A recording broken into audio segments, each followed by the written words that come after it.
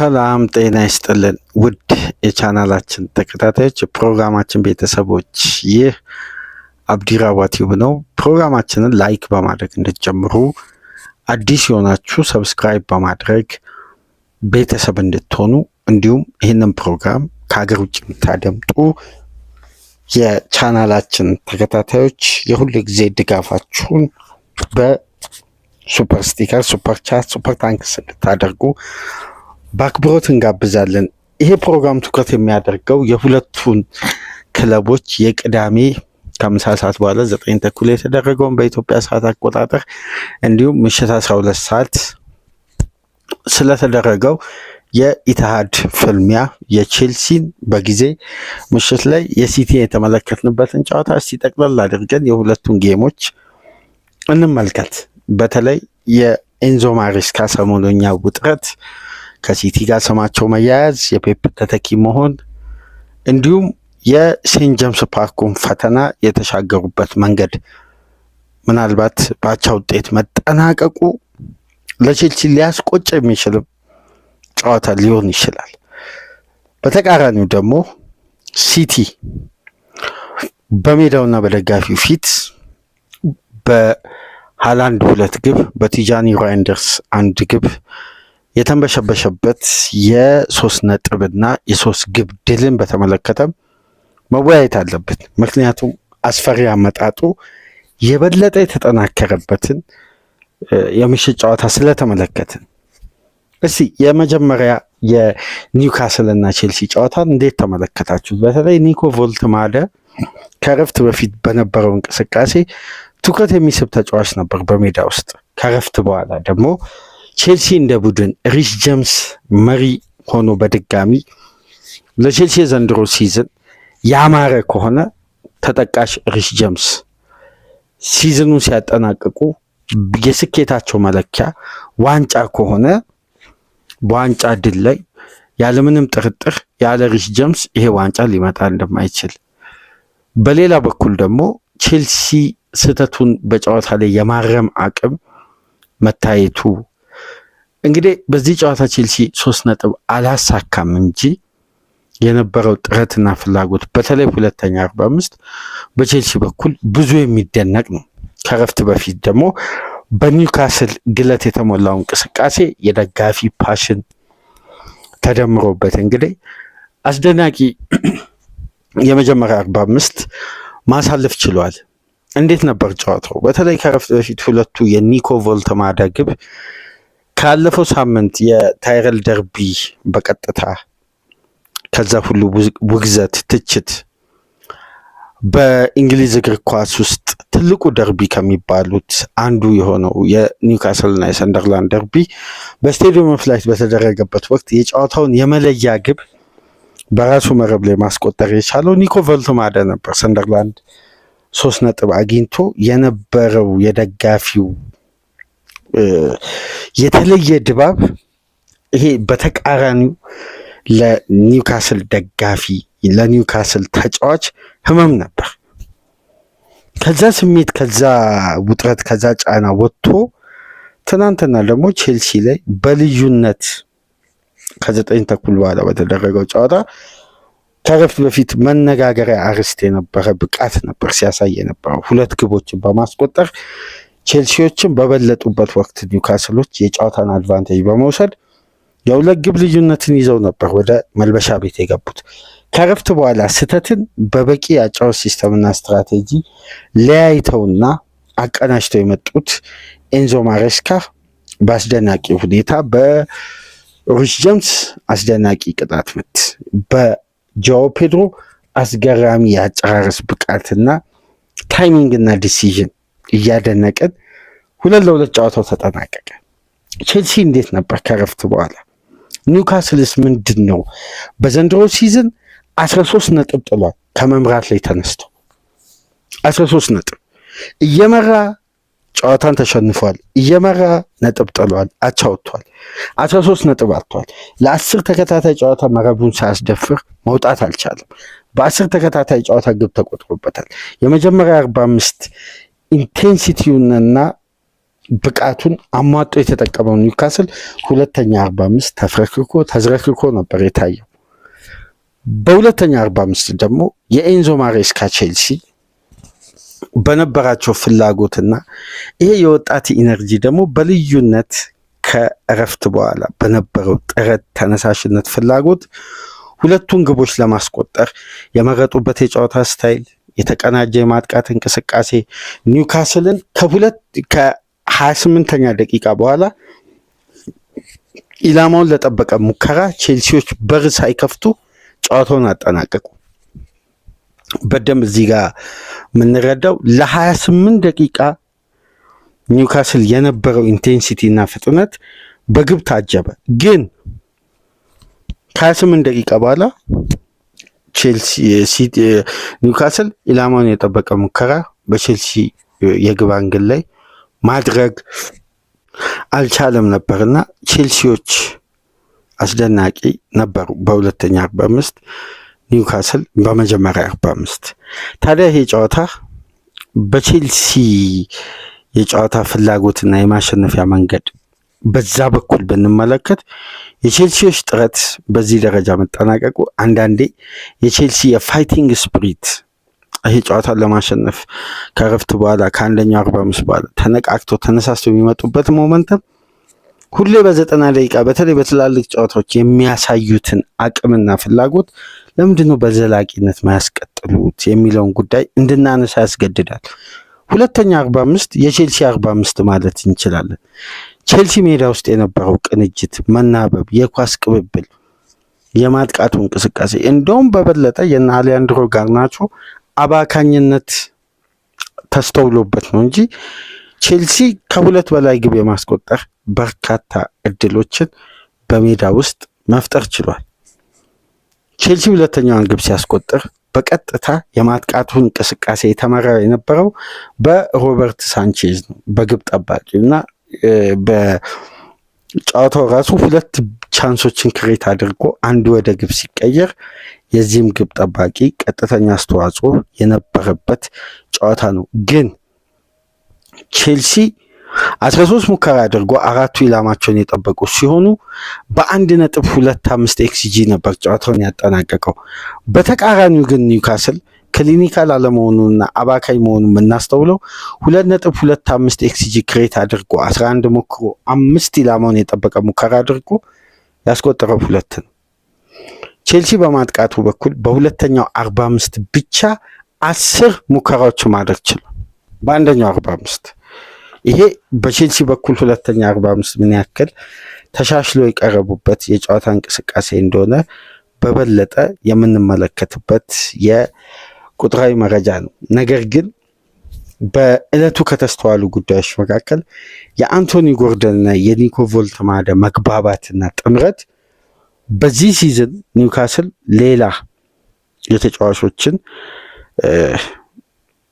የጨዋታ መንገድ የማሸነፊያ ሂደት በሜዳ ውስጥ የሚያገኘው የተለየ የጉልበት የፍጥነት እንዲሁም የተረጋጋ የማጥቃት እንቅስቃሴ ውስጥ በተለይ በሜዳቸው በሚያደርጉ ጨዋታ የነዚህ ሁለት ተጫዋቾች ጥምረት በዘንድሮ ሲዝን ኒውካስል ጠንካራ መሆኑን ከሚያሳዩ ምልክቶች መካከል በዋነኝነት ይጠቀሳሉ። ነገር ግን መረቡን ሳያስደፍር መውጣት አልቻለም።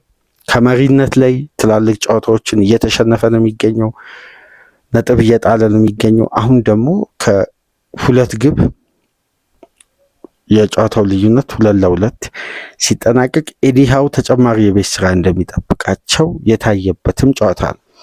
ቼልሲዎች እንግዲህ የበለጠ 3 ነጥብ አግኝተው ወደ ላይ ከፍ የሚሉበትን አጋጣሚ ሳይጠቀሙ የቀሩበት ነበር። 2-2 ጨዋታው ተጠናቋል። የአሊያንድሮ ጋርናቾ ግን ተደጋጋሚና ተመሳሳይነት ያለው የማጥቃት እንቅስቃሴ ግሩም ነበር። ተጫዋቹ ግን ድግሞሽ የበዛበት ጥረቱ፣ ድፍረቱ፣ ለማጥቃት ያለው ያገኘውን አጋጣሚ ወደ ግብ ለመቀየር የሚያደርገው ጥረት የሚደነቅ ቢሆንም ግን ተመሳሳይነት መሆኑ ኤክስፔክቴሽኑ ለተከላካይም ለግብ ጠባቂም ዝግጁ እንደሆኑ ያደረገ ይሄ ከኤክስፒሪየንስ ወደዛ ደረጃ አለማደጉ ምናልባት የተወሰኑ ሂደቶች እንደሚቀሩትም የተመለከትንበት ጨዋታ ነው። ግን ቼልሲ እንደ ቡድን ሁለተኛ 45 ያሳየው ፍላጎትና ተነሳሽነት ሊደነቅ ይገባል እና በስተመጨረሻ እንግዲህ የጨዋታውን ውጤት ቀይረው 2-2 መውጣት ችለዋል። ቼልሲዎች በአሳዛኝ ሁኔታ ነጥብ አጥተዋል ብንል ይህን ጨዋታ የሚገልጸው ይመስለኛል። የሁለተኛ 45 ጥረት ዋነኛው ጉዳይ እንግዲህ በዋንጫ ፍክክሩ ላይ ለሰዓታት መሪ ሆኖ ምሽት ላይ መሪነቱን ለአርሴናል ያስረከበው የፔፕ ጋርዲዮላው ማንቸስተር ሲቲን እስቲ እንመልከት። የሲቲ አመጣጥ ምንኛ አስፈሪ እንደሆነ ከጨዋታ ጨዋታ ክሊንሺት፣ ከጨዋታ ጨዋታ ከ3 በላይ ግብ፣ ከጨዋታ ጨዋታ 3 እና ከዛ በላይ ግብ ማስቆጠሩ ብቻ ሳይሆን የማሸነፊያ መንገዱ እየበዛ እየተበራከተ አስፈሪነቱ ከጨዋታ ጨዋታ ማደጉ ለአርሴናልም ለሌሎች ክለቦችም በድጋሚ ሲቲ አፈር ልሶ መነሳቱን የሚያሳዩ ትላልቅ ጥንካሬዎችን እየተመለከትን ነው። ሲቲ ተመልሷል። ሃላንድ 5ኛና 69ኛ ደቂቃ ላይ ሲያስቆጥር ቲጃኒ ራይንደርስ 38ኛ ደቂቃ ላይ ማስቆጠር ችሏል። ሃላንድ 2 ግብ 1 አሲስት ባደረገበት የምሽቱ ጨዋታ በሊጉ 19 ግብ ላይ መድረስ ችሏል። ገና ዲሴምበር ሳያልቅ 39 የግብ ቁጥር ማድረስ ችሏል። በሁሉም ውድድሮች የሀገሩንም ጨምሮ በፕሪሚየር ሊግ ብቻ 19 ግብ ማስቆጠር ችሏል። ልዩነቱ በጣም እየሰፋ ነው። ቲጃኒ ራይንደርስ ከረፍት በፊት ግብ ማስቆጠር ሲችል ወደ ሊጉ አናት ላይ ለሰዓታት የመጡ ማንቸስተር ሲቲዎች ቦታውን ነካክተውታል። የሚያውቁትን የለመዱትን በለመዱት ሰዓት የሚያንቁትን ቦታ አይቶ ተመልሰዋል። ፔፕን የስካይ ስፖርት ሪፖርተር የጠየቀችውን ምናልባት በሶሻል ሚዲያ ከተመለከታቸው አላቅም፣ አንድ የሚያስቅና በውስጡ ብዙ ትርጉም ያለው ነገር ምናልባት ይሄ ከአርሴናል ጨዋታ በፊት ይህን አስተያየት ፔፕ መስጠት የፈለገው አርሴናል ላይ ጫና ለማድረግ ነው ወይስ በብዙ አንግል ልንመለከት እንችላለን። ቦታውን እናውቀዋለን፣ አይተነው ተመልሰናል ማለት አይተነዋል። ልንመለስበት እንችላለን፣ ልንቆይበትም እንችላለን። እንግዲህ እንደ አንድ ጨዋታ ይወሰናል አለ። ግን አሁን ቦታው ላይ ነን ያለ ነው።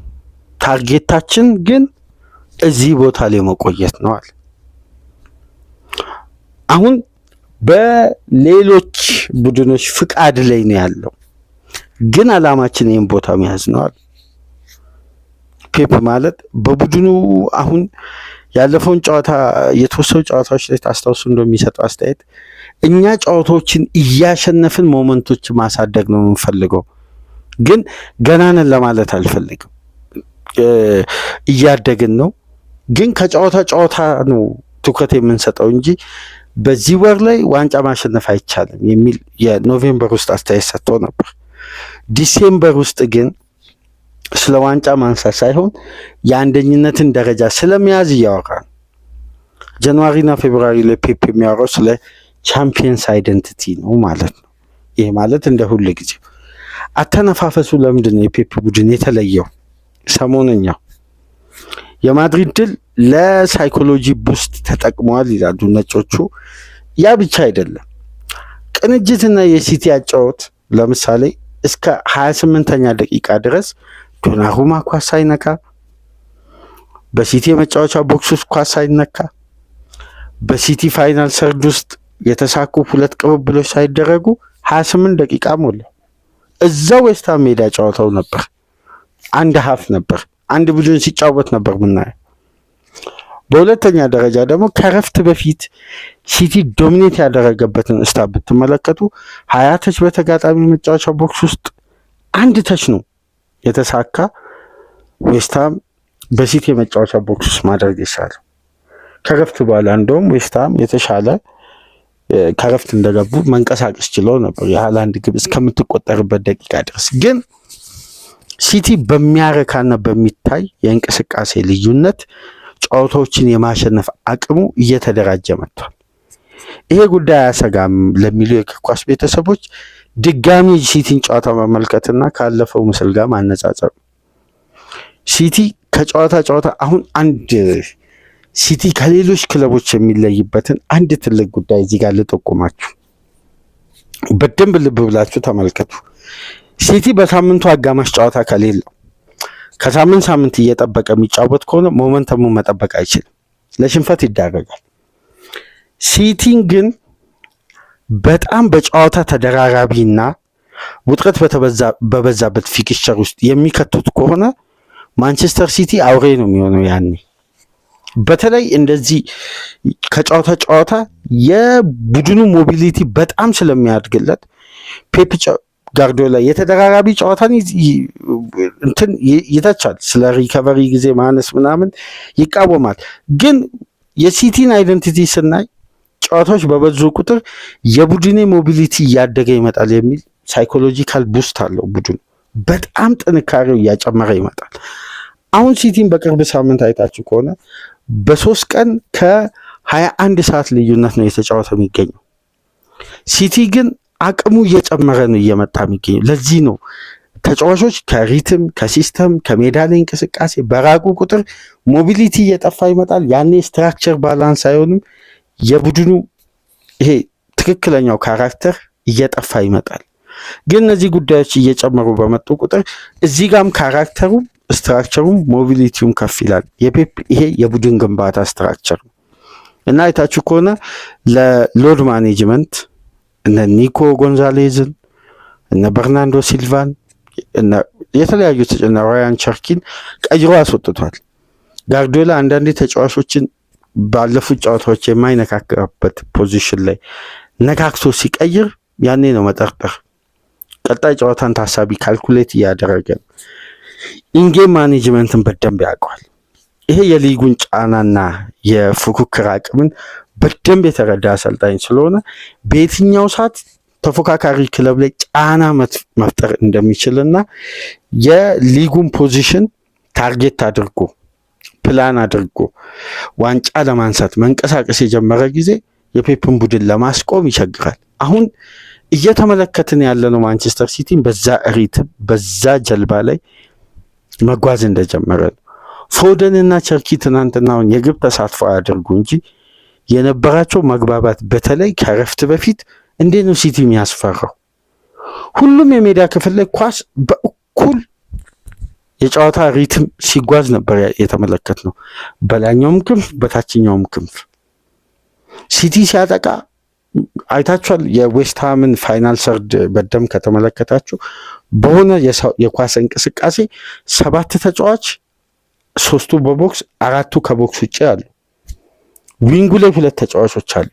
ሚድፊልደሩ ላይ 2 አለ። ቦክሱ 3 ተጫዋች አለ። ሲቲ የቲጃኒ ራይንደርስ ግብ ሲቆጠር የነበረውን ይሄ እንቅስቃሴውን ብትመለከቱ በምስል ላይ የተደረደሩበት የቆሙበት አቋቋም በየትኛውም የኳስ እንቅስቃሴ እዛ ኤሪያ ላይ ሲቲ ተጫዋች ካገኘ ወደ ግብ የመቀየር አቅም የያዘ የአቋቋም የማጥቃት እንቅስቃሴ አቋቋም ነበር ያስተዋል ነው። እና ማንቸስተር ሲቲ ቀላል አመጣጥ እየመጣ አይደለም። አመጣጡ ይሄ የሊጉን አናት አንዴ ከያዘ እንደማይለቅ ያሳውቃል። ማለት በእኩል ፊክስቸር ከአርሴናል ቀድሞ መጫወታቸው የበለጠ አድቫንቴጅ ፈጥሮ አርሴናል ላይ ጫና አድርጓል። አርሴናል ደግሞ በሜንታሊቲ ጌም ፊዚካል ጨዋታን መሻገር ችሏል። የኤቨርተኑ ጨዋታ ግን ከውስጥ ጥንካሬ አንጻር በደንብ ምስሎችን ስንመለከት ከዚህ በፊት የአርሴናልን ጥንካሬ ሲቲ ለመድረስ ብዙ ይቀርባል ስንል ነበር። ሲቲ ግን በአጭር ሳምንት በርካታ ጨዋታዎችን በማድረግ ያን ሞቢሊቲ ማምጣት ብቻ አይደለም አምጥቶ እያሸነፈ ነው። ይሄ ጉዳይን በቅርብ ሳምንት እያስተዋልን ነው። ለማንኛውም ግን ፔፕ ጋርዲዮላ እና ኤርሊ ሃላንድ በድጋሚ ሌላ አስደናቂ ድል ዌስትሃምን 3-0 በማሸነፍ በኢቲሃድ ስቴዲየም ሌላ ድል ሌላ ጫና የሚካኤል አርቴታ አርሴናል ላይ አሁንም አለው እያሉ ይገኛሉ። ሲቲ 2ኛ አርሴናል 1ኛ 17ኛ ሳምንት በዚህ መልኩ ተጠናቋል። ዛሬ ከሚደረግ የፕሪሚየር ሊግ አንድ ቀሪ ጨዋታ በቪላ ፓርክ አስቶን ቪላ ማንቸስተር ዩናይትድን ያስተናግዳል። ከዚህ ጨዋታ በፊት ሩበን አሞሪም እና ኮቢ ሜኑ መካከል ስላለው ጉዳይ ሚዲያው በከፍተኛ ሁኔታ እያራገበ ነው የሚገኘው። ሜኑ የዓለም ዋንጫ ቦታን ለማስከበር በተሻለ ቦታ የእንግሊዝ ብሔራዊ ቡድን በፖዚሽኑ ላይ ኮምፒት ለማድረግ እየተሰጠው ያለው ደቂቃ አነስተኛ መሆኑን ተከትሎ ወንድምየው ጭምር ፍሪ ሜኑ የሚል ማሊያ ለብሶ ቲሸርት ለብሶ በሜዳ ውስጥ ተስተውሏል። ከብሬንፎርዱ ጨዋታ በመጀመሩ በፊት ተመልክተን ነበር። በዕለቱ ይህን ጉዳይ ስናነሳ ነበር፣ የበርንማውዙ ጨዋታ። አሁን ይህ ጉዳይ ተጋግሎ እንግዲህ በዚህ ክረምት ሜኑ ከማንቸስተር ዩናይትድ የመውጣት እድሉ በጣም እየሰፋ መጥቷል የሚሉ ዘጋቢዎች በዝተዋል። ነገር ግን ሜኑ እንደ ሮናልዶና እንደ ሩኒ ለቦታው ፋይት ማድረግ አለበት ይላሉ ሩበን አሞሪም። እንግዲህ ይሄ ተጫዋች የዓለም ዋንጫን ቦታ አጥቶ የማንቸስተርንን ቦታ አጥቶ እንዴት ይሆናል የሚሉ ደግሞ ተቺዎች በዝተዋል እና ኮቢ ሜኑ በዚህ የዝውውር መስኮት የመልቀቅ እድሉ ሳይሰፋ እንዳልቀረ ዘገባዎችን እየተመለከትን ነው። እስቲ የምሽቱን ጨዋታ እንመልከትና በሰኞ ንጋት ፕሮግራማችን ደግሞ የአፍሪካ ካፕ ኦፍ ኔሽንን የሞሮኮና የኮሞሮስ የዛሬ ምሽት 4 ሰዓት የሚደረገውን ጨዋታ ጨምረን በሰኞ ንጋት ፕሮግራማችን ወደ እናንተ የምንመጣ ይሆናል። ላይክ ማድረጋችሁ እንዳትረሱ፣ ሰብስክራይብ እያደረጋችሁ አድምጡን። ከሀገር ውጭ የምታደምጡ በሱፐር ስቲከር፣ በሱፐር ቻት፣ በሱፐር ታንክስ ድጋፍ አድርጉ። የእሁድ ፕሮግራማችን በ3 ክፍል ይሄን ይመስል ነበር። ሰላም ቆዩ።